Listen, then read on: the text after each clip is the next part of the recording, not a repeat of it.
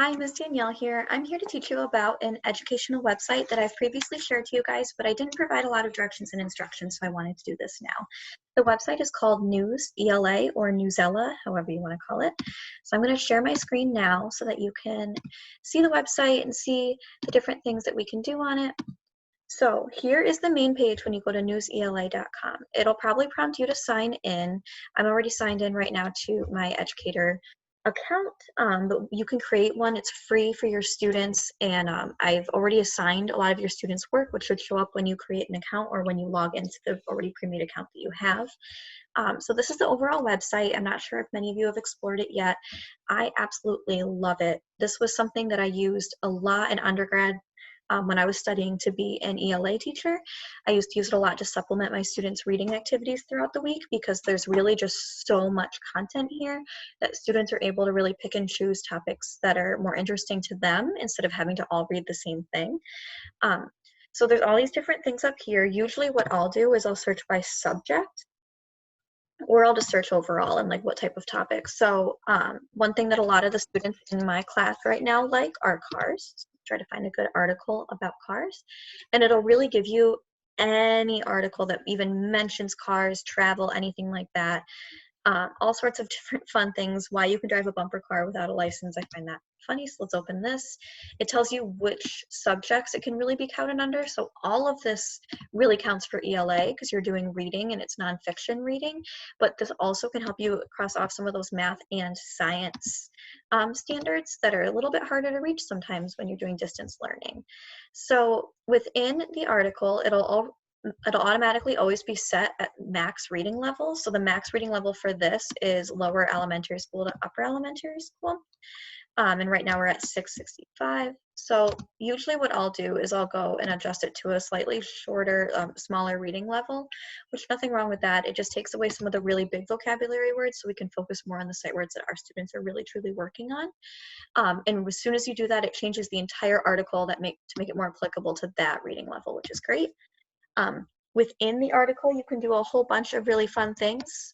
Like if I highlight this right here, I can annotate it, I can highlight it to make it a different color, I can write something. Wow.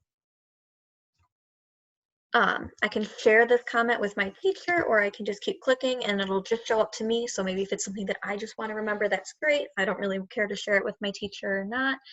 It's really great. You can maximize and minimize the pictures if you want to see them closer. Also, if you want to print out the article, they print really well, which is nice. And you can click an option to not print out the pictures if you're trying to save on ink.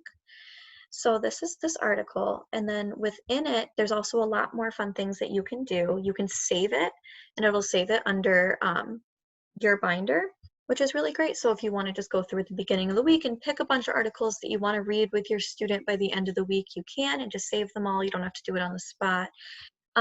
It's got recommended activities if you click over here that help with all of the different reading activities. So within ELA, they can give you writing prompts or a quiz. Click on the writing prompts.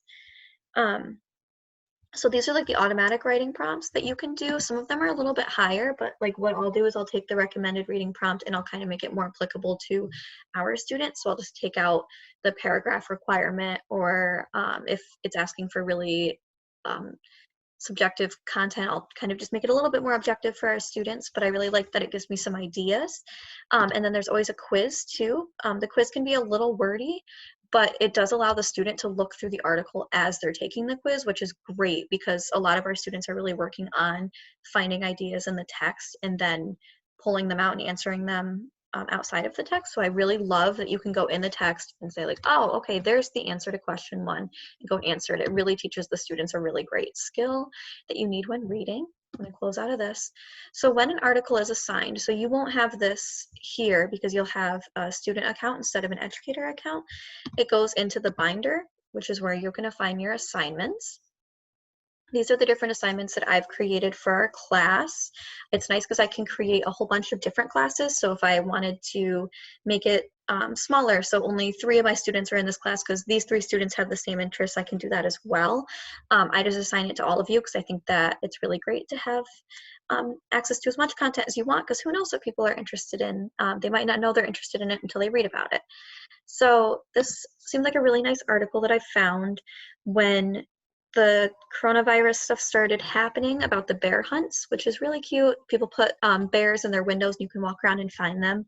I locked it in at the grade 3 reading level, which is right around where most of our students are able to read independently or just with a little bit of support. And then I created an instruction. So this is what I want the students to do while they're reading: highlight any words that you don't know and look them up later. So I'm not going to scroll down because I don't want you to see students' names, but for me down here, it shows me all of the different students in the class, how many minutes they spent inside the article, if they did do the quiz or attempt the prompt or the instructions that I provided, how they did on that. So it's really great data for me to see how everybody's doing. That's why I really love this website as well. I'm not sure if any of you have really heard about it before, all of this distance learning stuff, but I think that this is a really valuable way to make sure that your students still getting access to content to read, because we don't have our classroom library right now and we don't have access to any of the libraries at all. So I thought this would be a really great resource to use. You can create text sets, which are really cool, which is just a bunch of articles that are around the same topic. They have all these different ideas. The distance learning aspect is really cool. It's a little trickier to use. I don't really use that too much. I just assign article by article. But yeah, so this is NewsELA. It's a fantastic website to use when you're trying to find content to teach at home for your students to read. I 100% recommend it and would love to continue assigning videos every week, or articles every week. If you guys would be willing to go on and do them, I think it's really great. And I can also print them out for you if you request it. I'm more than happy to print them and mail them to you. So thanks for watching my video on how to use NewsELA. I hope you found it really user-friendly, and I can't wait to see the students reading some articles.